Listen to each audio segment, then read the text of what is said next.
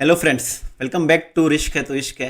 आज का टॉपिक हम लोग पिछले वीडियो से ट्रेंड रिवर्सल पैटर्न वीडियो से कंटिन्यू करेंगे और आज हम लोग देखेंगे कुछ उसके एडवांस पॉइंट्स, कहाँ पे एंट्री लेनी है, कितनी एंट्री लेनी है, कहाँ पे स्टॉप लॉस लगाना है और ट्रेंड रिवर्सल पैटर्न आने से पहले हमको क्या इंडिकेशंस मिलते हैं, क्या हमको अलर्ट सिचुएशन मिलती है, ये सब हम लोग इस वीडियो में जानेंगे। तो चलिए शुरू करते हैं।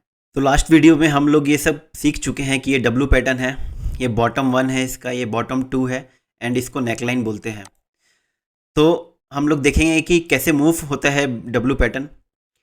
ये bottom one and bottom two लगा के प्राइस ऊपर जाते हैं नेकलाइन पे और यहाँ पे एक ब्रेकआउट जोन क्रिएट करता है और ये ब्रेकआउट कैसा देता है, विथ वॉल्यूम देता है।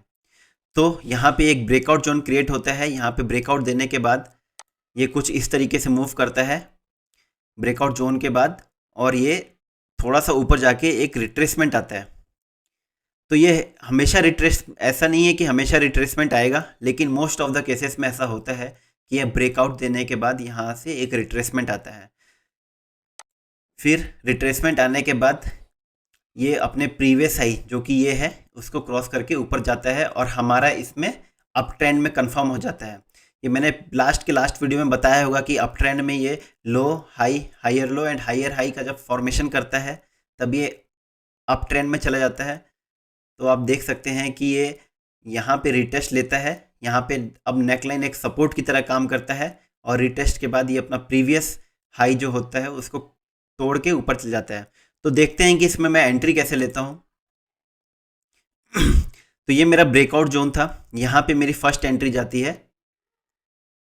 यहाँ पे जब एक सक्सेसफुल ब्रेकआउट होता है विथ वॉल्यूम तो यहाँ पे मेरी फर्स्ट एंट्री जाती है विथ 50% क्वांटिटी। तो सपोज करो अगर मैं किसी स्टॉक का 1000 क्वांटिटी लेने वाला हूँ तो मैं 500 क्वांटिटी यहाँ पे ले लेता हूँ इस जोन पे, जबकि वो सक्सेसफुल ब्रेकआउट होता है।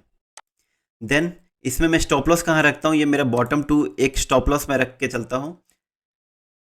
देन ये हाई एक लगाता है, देन वापस रिटेस्ट के लिए आता है। अभी तक मेरे पास टोटल 50% क्वांटिटी है, मेरा स्टॉप लॉस यहाँ पे है एंड फर्स्ट एंट्री मैंने कहीं यहाँ पे लिया हुआ है। देन यहाँ पे जब ये प्रीवियस अपना हाई रिटेस्ट के बाद ये वाला जो हाई है उसको क्रॉस करता है तब मैं यहाँ पे सेकंड एंट्री लेता हूँ। जो रेस्ट मेरा 50% है मैं वहाँ पे डालता हूँ। तो मेरा अब टोटल मेरे पास 1000 क्वांटिटी हो गया है एंड मैं अब स्टॉप लॉस यहाँ से मैं मूव करके अब यहाँ पे रख लेता हूँ, जिससे कि मेरा अब जो स्टॉप लॉस होगा वो काफ़ी कम हो जाएगा और मेरा लॉस में कम से कम मेरे को होगा। तो यहाँ पे मेरा नया स्टॉप लॉस हो जाता है और यहाँ पे मेरी फर्स्ट एंट्री, यहाँ पे सेकंड एंट्री और ये स्टॉप लॉस। तो इस तरीके से मैं जनरली प्रीफर करता हूँ एंट्री लेना, और मैं हमेशा एक ही बार में कोई भी क्वांटिटी नहीं लेता, मैं 2 बार में लेता हूँ। और कभी कभी क्या होता है कि मेरे को अगर कुछ कंफर्मेशन नहीं मिल रहा होता है तो मैं 3 बार में प्रीफर करता हूँ एंट्री लेना। तो यहाँ पे मेरी फर्स्ट एंट्री होती है, यहाँ पे जो प्रीवियस हाई होता है रिटेस्ट के बाद, तो यहाँ पे मैं प्रीवियस एंट्री लेता हूँ और मैं अपना स्टॉप लॉस को शिफ्ट कर देता हूँ यहाँ पे। तो अब देखते हैं कि मैं एम पैटर्न को देख के मैं कैसे एंट्री लेता हूँ। जब भी मुझे सेल करना होता है या शॉर्ट पोजीशन शॉर्ट करना होता है तो मैं कैसे मैं अपने आप को तैयार करता हूँ ये इसमें एंट्री लेने के लिए। तो देखते हैं कि ये टॉप वन है, ये टॉप टू है एंड यहाँ पे ये एक ब्रेकडाउन जोन जो नेकलाइन के पास होता है। तो यहाँ पे अगर ये सक्सेसफुल ब्रेकडाउन करता है तो यहाँ पे ये कुछ ब्रेकडाउन करके वॉल्यूम के साथ ये कुछ नीचे जाता है, देन ये यहाँ पे एक रिट्रेसमेंट आता है, देन वापस से फिर से ये डाउन ट्रेंड में चले जाता है। तो इसका भी मूवमेंट कुछ ऐसे होता है, ब्रेकडाउन कुछ थोड़ा सा नीचे आता है, देन यहाँ पे वापस से रिटेस्ट जाता है। अब यहाँ पे क्या होता है, नेकलाइन एक रेजिस्टेंस की तरह काम करता है। अब यहाँ पे प्राइस रेजिस्ट होके वापस से नीचे आता है एंड ये एक डाउन ट्रेंड में कंफर्म हो जाता है। तो यहाँ पे एक ब्रेक डाउन आता है, यहाँ पे एक रिटेस्ट होता है और यहाँ पे नेकलाइन एक रेजिस्टेंस की तरह काम करता है। तो इसमें एंट्री कैसे लेता हूँ मैं, अगर मेरे को शॉर्ट करना होता है तो सेम यहाँ पे फर्स्ट एंट्री होती है मेरी, यहाँ पे मेरी फर्स्ट एंट्री हो जाती है। देन यहाँ पे रिटेस्ट के लिए जाता है और स्टॉप लॉस मेरा यहाँ पे होता है, यहाँ पे फर्स्ट एंट्री, यहाँ पे स्टॉप लॉस। देन ये रिटेस्ट के लिए जाता है, ये फिर से रिटेस्ट लेता है यहाँ पे, और जब ये इसको ब्रेक डाउन करता है तो यहाँ पे मेरी सेकेंड एंट्री हो जाती है। तो यहाँ पे मेरी फर्स्ट एंट्री 50% क्वांटिटी, यहाँ पे मेरी, यहाँ पे मेरा स्टॉप लॉस सेम, और यहाँ पे मेरा सेकंड एंट्री। तो मैं एम पैटर्न को कुछ इस तरीके से ट्रेड करता हूँ। जब भी मुझे शॉर्ट करना होता है या सेल करना होता है तो मैं कुछ इस तरीके से करता हूँ। तो चलिए अब हम लोग देखते हैं कि एक ट्रेंड रिवर्सल पैटर्न बनने से पहले हमको क्या इंडिकेशंस मिलते हैं, देन अगर वो बन रहा होता है तो हमको क्या कंफर्मेशन लेने चाहिए ताकि हम लोग पता कर सके कि वो सस्टेन करेगा कि नहीं या कहीं फेक तो नहीं है। तो हम लोग देखते हैं अभी ये डब्ल्यू पैटर्न है, ये बॉटम वन बन गया इसका, देन ये नेकलाइन पे गया। फर्स्ट इंडिकेशन ये देता है कि जब ये नेकलाइन से वापस ये यहाँ तक आता है बॉटम टू, तो मैंने ये एरिया डिनोट कर लिया है नेकलाइन से बॉटम टू का, मैं उसको बोल रहा हूँ ए। देन बॉटम टू से वापस नेकलाइन का एरिया मैं उसको बोल रहा हूँ बी। तो फर्स्ट इंडिकेशन हमको क्या मिलता है कि जो एरिया ए है उसका वॉल्यूम काफ़ी ज़्यादा कम हो जाता है, क्योंकि अब सेलर्स वहाँ पे इंटरेस्टेड नहीं होते हैं वापस से सेल करने के लिए। तो इसलिए वहाँ पे वॉल्यूम काफ़ी कम होता है, क्योंकि वहाँ पे ना तो सेलर अब इंटरेस्टेड है ना तो बायर्स इंटरेस्टेड है, तो इसलिए वॉल्यूम काफ़ी कम आएगा। तो जो ए का है वो वॉल्यूम काफ़ी कम आएगा। देन ये जो बॉटम टू लगाता है एंड जब ये वापस जा रहा होता है वापस ऊपर की तरफ, तो यहाँ पे अब वॉल्यूम काफ़ी ज़्यादा आने लग जाता है, क्योंकि जो सेलर्स होते हैं वो अपना पोजीशन सेल वो बाय करते हैं वापस से, एंड जो बायर्स है वो भी अब यहाँ पे एंट्री लेते हैं। तो उसके कारण क्या होता है कि ये वाला जो बी का वॉल्यूम है वो ज़्यादा रहता है काफ़ी कंपेयर टू ए। तो ये हमारा होता है पहला इंडिकेशन। देन सेकंड इंडिकेशन क्या रहता है कि ये जो ब्रेकआउट जोन है यहाँ पे एक वेरी स्ट्रॉन्ग ब्रेकआउट कैंडल बननी चाहिए। मैंने लास्ट के वीडियो में भी बता रखा है कि स्ट्रॉन्ग ब्रेकआउट कैंडल कैसी बनती है, उसका बॉडी काफ़ी स्ट्रॉन्ग होना चाहिए कुछ इस तरीके का। तो ये काफ़ी एक स्ट्रॉन्ग ब्रेकआउट कैंडल है। तो सेकंड इंडिकेशन ये हो गया हमारा कि एक स्ट्रॉन्ग ब्रेकआउट कैंडल बननी चाहिए। देन हम एंट्री यहाँ पे कहाँ लेते हैं, जो नेक्स्ट कैंडल अब इसके ऊपर क्रॉस करती है वहाँ पे हमारा एंट्री हो जाता है। तो हम यहाँ पे हमेशा कैंडल क्लोज होने का वेट करते हैं, एंड जो नेक्स्ट कैंडल होती है जो इसके हाई को ब्रेक करती है वहाँ पे हम एंट्री लेते हैं। जैसे कि ये हम लोग देख रहे हैं एग्जांपल, यहाँ पे ये ऊपर तक तो गया था नेकलाइन के, लेकिन क्लोजिंग कहाँ दिया, वापस नीचे आके दिया। तो यहाँ पे अभी तक इसने ब्रेकआउट नहीं दिया है, क्योंकि इसने क्लोजिंग ऊपर नहीं दे पाया है नेकलाइन के। तो हमेशा क्लोज करने दीजिए कैंडल, और जो नेक्स्ट कैंडल वापस से इसके हाई ब्रेक करे तो वहाँ पे आप एंट्री लीजिए। तो ये हमारा सेकंड इंडिकेशन होता है कि काफ़ी ज़्यादा स्ट्रॉन्ग ब्रेकआउट कैंडल होनी चाहिए। देन थर्ड इंडिकेशन क्या होता है, नेकलाइन एक सपोर्ट की तरह काम करना चाहिए। तो प्राइस यहाँ पे गया, वापस रीटेस्ट के लिए आया, और यहाँ पे आप देखेंगे कि एक नेकलाइन एक सपोर्ट की तरफ काम कर रहा है। प्राइस यहाँ नीचे तक आया, लेकिन यहाँ से सपोर्ट लेके ऊपर क्लोज हो गया। तो यहाँ पे मैंने कोई कैंडल का कोई कलर नहीं बनाया है, क्योंकि यहाँ कोई मैटर नहीं करता कलर का कैंडल क्या होता है, लेकिन मैटर क्या करता है कि यहाँ पे प्राइस सपोर्ट लेके वापस ऊपर क्लोज होना चाहिए। यहाँ पे दिखना चाहिए कि यहाँ से प्राइस रिजेक्ट हो रहा है और ऊपर की तरफ क्लोज हो रहा है।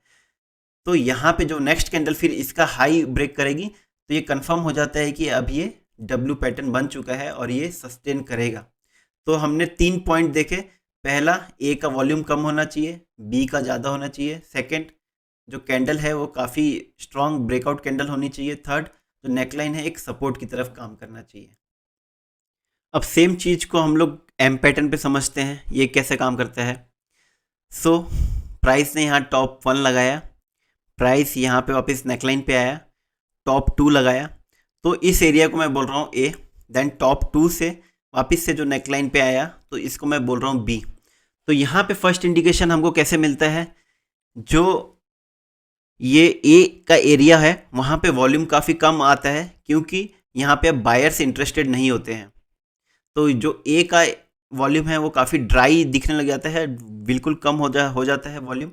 देन जो बी होता है वहाँ पे अब यहाँ से प्राइस अगर टॉप 2 से हल्का सा नीचे की तरफ आता है विदाउट ब्रेकिंग दिस टॉप 1, तो यहाँ पे क्या होता है कि अब जो बायर्स होते हैं वो अपनी पोजीशन सेल करने लगते हैं और सेलर्स अपनी नई पोजीशन बनाने लग जाते हैं, जिससे कारण क्या होता है कि यहाँ पे वॉल्यूम काफ़ी बढ़ जाता है और मोमेंटम भी काफ़ी बढ़ जाता है। तो फर्स्ट इंडिकेशन होता है ए का वॉल्यूम काफ़ी कम होता है, बी का वॉल्यूम काफ़ी ज़्यादा होता है। देन सेकंड पॉइंट अपना था कि ये जो ब्रेकडाउन कैंडल होनी चाहिए वो काफ़ी स्ट्रांग बननी चाहिए, ब्रेकडाउन कैंडल यहाँ पे। तो इसका बॉडी काफ़ी अच्छा होना चाहिए और ये इसको प्रॉपरली ब्रेक डाउन करनी चाहिए। देन थर्ड पॉइंट क्या था यहाँ पे कि नेकलाइन अब यहाँ पे एक रेजिस्टेंस की तरह काम करना चाहिए। तो यहाँ पे प्राइस रिजेक्ट होके वापस से नीचे की तरफ आना चाहिए, जैसा कि हमने उसमें देखा था डब्ल्यू पैटर्न में रिजेक्ट होके ऊपर की तरफ जाता है, तो इसमें रिजेक्ट होके नीचे की तरफ आना चाहिए। आपको क्लियरली दिखना चाहिए कि प्राइस यहाँ पे रिजेक्ट हुआ है। तो ये तीसरा कंफर्मेशन पॉइंट होता है और यहाँ पे अब हम लोग कंफर्म हो जाते हैं कि ये एक एम पैटर्न है और ये सस्टेन कर सकता है। अब हम लोग रियल चार्ट पे देखते हैं एम एंड डब्ल्यू पैटर्न को कि एंट्री हम लोग कैसे लेते हैं। तो ये मैंने चार्ट खोल रखा है IRCTC का एंड इसका टाइम फ्रेम मैंने 1 डे सेलेक्ट कर रखा है। तो आप देख सकते हैं कि ये एक ट्रेंड लाइन आ रही है और ये कुछ इस तरीके का प्राइस चल के आ रहा है और यहाँ पे इसने फर्स्ट टाइम अपने लो को ब्रेक ना करके यहाँ पे इस ट्रेंड लाइन का ब्रेकआउट दिया है और ये नेकलाइन है। तो ये ब्रेकआउट दिया है तो यहाँ पे फर्स्ट मेरी एंट्री, यहाँ पे फर्स्ट एंट्री मेरी यहाँ पे रहती है। फर्स्ट एंट्री 50% क्वांटिटी,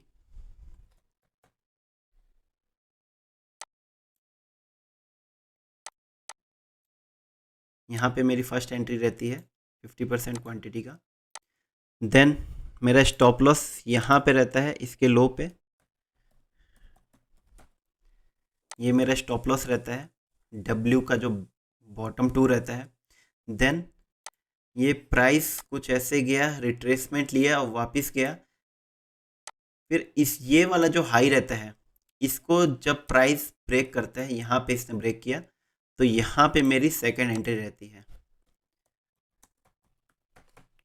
यहाँ पे मेरी सेकंड एंट्री रहती है 50% क्वांटिटी, जो बाकी की 50% क्वांटिटी है। एंड मेरा स्टॉप लॉस मैं फिर यहाँ से शिफ्ट करके ये वाले लो पे लेके आता हूँ, ये वाला लो, ये तो ये वाला मेरा अब नया स्टॉप लॉस हो जाता है यहाँ पे। तो डब्ल्यू में मैं इस तरीके से एंट्री लेता हूँ। अभी देखते हैं अगर एम पैटर्न मेरे को दिखता है तो मैं किस तरीके से ट्रेड करता हूँ। तो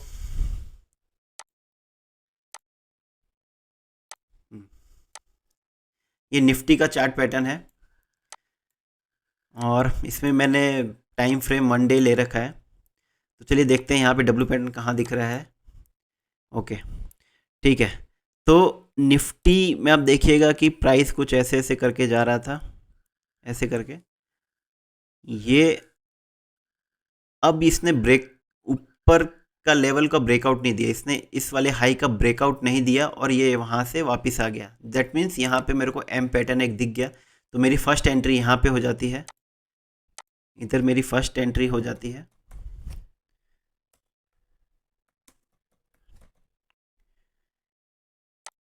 इस लेवल पे फर्स्ट एंट्री हो गई। मेरा स्टॉप लॉस मैं यहाँ पे ले लेता हूँ।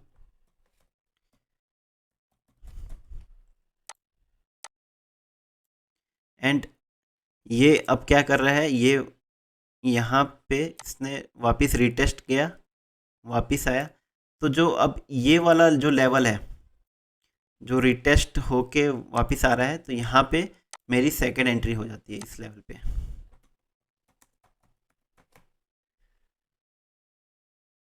इस लेवल पे, इस लेवल का जो ब्रेकआउट होता है यहाँ पे सेकंड एंट्री हो जाती है और मेरा स्टॉप लॉस मैं क्या करता हूँ, शिफ्ट करके मैं यहाँ पे ले आता हूँ, ये वाला मेरा स्टॉप लॉस हो जाता है। तो देखिए इसके बाद से कितना अच्छा डाउनवर्ड मोमेंटम आया है, डाउनवर्ड मोमेंटम आया है। फिर यहाँ पे इसने क्या किया, यहाँ पे आप देखिए एक फिर से यहाँ पे डब्ल्यू पैटर्न बनाया, ये डब्ल्यू पैटर्न बना यहाँ पे, ये ट्रेंड लाइन, ये नेक लाइन का इसने यहाँ पे ब्रेकआउट दिया। तो यहाँ पे फर्स्ट एंट्री हो जाएगी डब्ल्यू पैटर्न में। देन ये रिट्रेसमेंट आया, देन इसने ये हाई लगाया था, वापस से जब ये इसका ब्रेकआउट देता है ये वाले हाई का, तो यहाँ पे मेरी सेकंड एंट्री हो जाती है। तो दोस्तों होप करता हूँ कि आपको ज़रूर कुछ सीखने को मिल रहा होगा। ऐसे ही और अपडेट्स पाने के लिए लाइक एंड सब्सक्राइब कर दीजिए इस चैनल को। मैं हूँ सुमित ओझा, मिलते हैं नेक्स्ट वीडियो में, तब तक के लिए जय हिंद जय भारत।